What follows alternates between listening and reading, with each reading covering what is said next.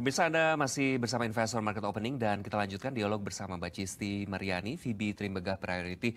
Mbak Cisti, terkait sektor-sektor yang bisa mungkin kita pahami untuk hari ini dan peregangan hari ini, prospek saham-saham sektor kesehatan saat ini seperti apa, Mbak Cisti? Oke, kalau kita lihat kita berbicara health sektor ya, sebenarnya inline dengan pertumbuhan ekonomi Indonesia yang positif, di mana ketika tingkat GDP suatu negara itu positif, biasanya awareness akan kesehatan itu meningkat gitu. Dan so far pergerakan ekonomi Indonesia kan sangat positif ya, tumbuh di atas 5%. Ya. Artinya sebenarnya masih cukup baik untuk sektor kesehatan juga peluangnya di kondisi ekonomi saat ini. Tapi lagi-lagi kita juga lihat dari sisi beberapa emiten yang memang umumnya kebanyakan untuk sektor kesehatan ini, terutama untuk emiten farmasi ya, mereka ini masih mengandalkan bahan baku impor dari luar negeri. Jadi dengan adanya pelemahan nilai mata uang rupiah, ini tentunya bisa menekan dari sisi bottom line-nya dia juga. Jadi kalau bicara sektor kesehatan, mungkin pemilihan emitennya juga harus diperhatikan. Oke, bagaimana terkait emiten Kimia Farma yang hingga saat ini belum sampaikan laporan keuangan full year 2023 begitu pada Bahal, sudah lewat batas waktu.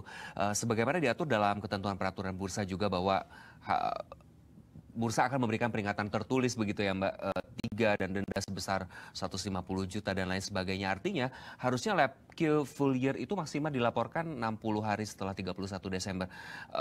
Bagaimana Anda melihat prospek saham KF sendiri, bagaimana menurut Anda?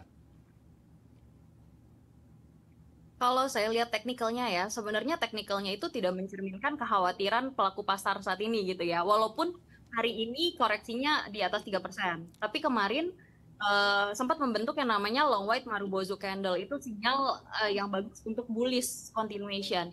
Nah, kalau kita lihat di sini secara teknikal sebenarnya trennya bagus. Dia breakout resistance dari double bottom pattern-nya dan terus gitu ya membentuk higher high higher low. Ini sebenarnya indikasi yang indikasi untuk sinyal bullish jangka pendek.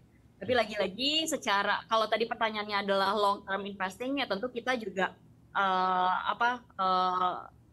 kinerja emiten juga perlu kita perhatikan. Kemudian compare to peers, apakah valuasinya juga masih menarik atau tidak.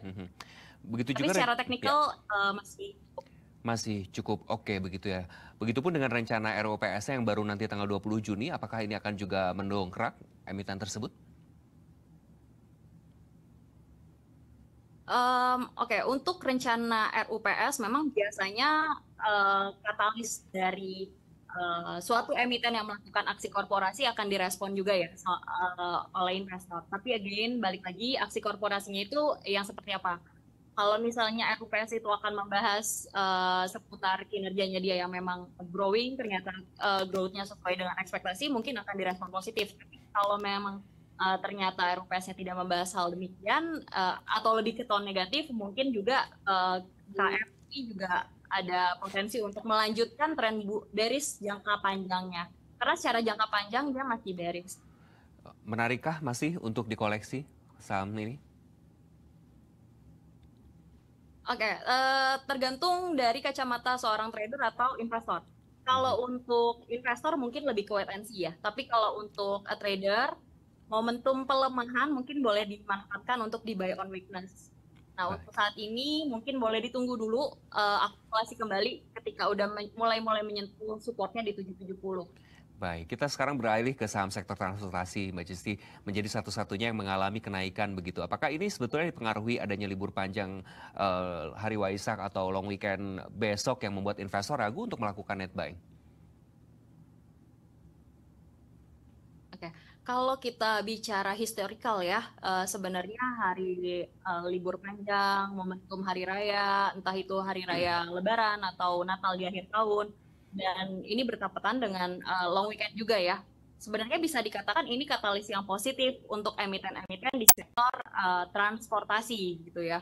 Karena memang ada potensi setelah libur panjang ini dengan mempertimbangkan traffic yang cukup padat gitu ya, ada potensi meningkatkan dari sisi bottom line-nya mereka gitu. Sehingga lambat laun ketika EPS-nya juga meningkat, itu akan menarik ya di mata investor. Jadi sebenarnya secara katalis, adanya hari raya libur atau long weekend uh, di minggu ini justru menjadi katalis yang positif sebenarnya untuk emiten di Mhm, sektor mhm. transportasi. Untuk emiten-emiten sektor transportasi, apa yang menjadi saran Anda untuk oke dikoleksi begitu sebelum libur? Oke, kalau saya lihatnya sih jasa marga masih menarik ya. Di sini memang kemarin itu jasa marga masih terkoreksi, tapi bisa dibilang itu koreksinya masih cukup wajar ya, karena memang kemarin kan kebetulan adalah periode ex-date-nya. Ya memang trennya kan kalau di ex-date dividen biasanya emiten akan di akan terkena profit taking terlebih dulu Mhm, gitu ya. mhm, Tapi kalau saya lihat ini secara teknikal ini masih ada indikasi untuk rebound. Ini untuk bounce back juga masih terbuka lebar. Ini boleh di buy jasa marga di level-level saat ini dengan resisten terdekatnya di 5.150. baik. Jasa marga masih menarik begitu ya untuk dikoleksi dan juga terkait bagaimana kemungkinan IHSG juga kemarin apakah ada kemungkinan Mbak Cisti kembali di bawah 7 ribuan jika memang kondisi-kondisi yang seperti kita tadi bahas di segmen-segmen sebelumnya juga terus terjadi begitu. Bagaimana pandangan Anda terkait hal ini? Oke, untuk IHSG turun ke level 7.000 secara jangka pendek, saya pikir sih possibility-nya masih cukup jauh ya. Karena masih ada beberapa level-level support yang harus di breakdown oleh IHSG terlebih dulu.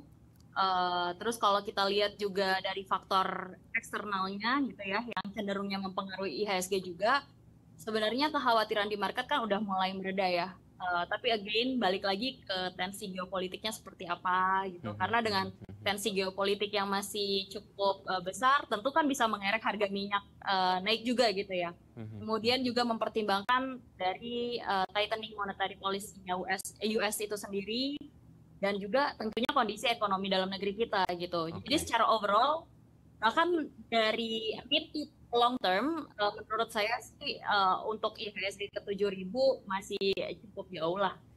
Oke. Nah, dalam waktu-waktu dekat ini IHSG mendapat tekanan terbatas begitu bahkan diprediksi IHSG minggu ini bergerak pada rentan 7.080 hingga 7.250 hingga akhir bulan ini mempengaruhi IHSG kembali ke level 7.300-an kah? Untuk akhir bulan ini ya, karena hari ini kan juga hari terakhir perdagangan di minggu ini ya. Artinya kita punya beberapa hari yang cukup pendek di akhir di minggu keempat bulan Mei. Saya pikir tergantung dari hasil DGBI di hari ini. Kalau memang sesuai dengan konsensus market, BI mempertahankan di 6,25%, sangat terbuka sekali gitu untuk IHSG bisa ke level 7.300-an. Mhm. Karena untuk level 7.300-an itu bukan level impossible ya dicapai Oke. oleh IHSG. Jadi memang cukup percaya diri untuk menyentuh lagi level 7.300-an. Sebetulnya sentimen-sentimen apa lagi sih yang harus diwaspadai terkait memang eskalasi geopolitik juga yang kadang masih kita waspadai begitu dan lain sebagainya. Menurut Anda apa sebetulnya para investor ini untuk memahami perdagangan di bulan ini yang sebaiknya diwaspadai selain sentimen-sentimen global begitu? Selain dari sentimen-sentimen global, pastinya sentimen domestik juga mempengaruhi ya. Karena kalau kita bicara periode dari dividen juga udah mulai masuk nih ke periode-periode ex-date-nya. Di minggu ini aja beberapa emiten yang terbilang big caps dan Mhm. memiliki dividen yield yang jumbo itu udah mulai masuk ke periode ex-date-nya. Tentu itu juga pergerakan yang bisa menekan laju IHSG. Dan di lain sisi juga kalau kita perhatikan tren dari capital outflow nih.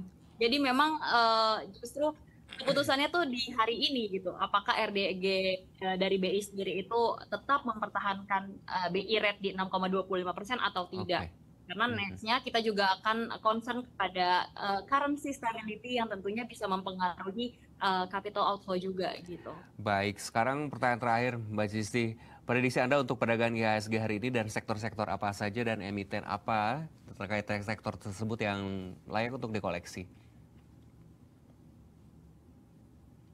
Oke, Kalau untuk IHSG proyeksinya bergerak mix cenderung melemah ya.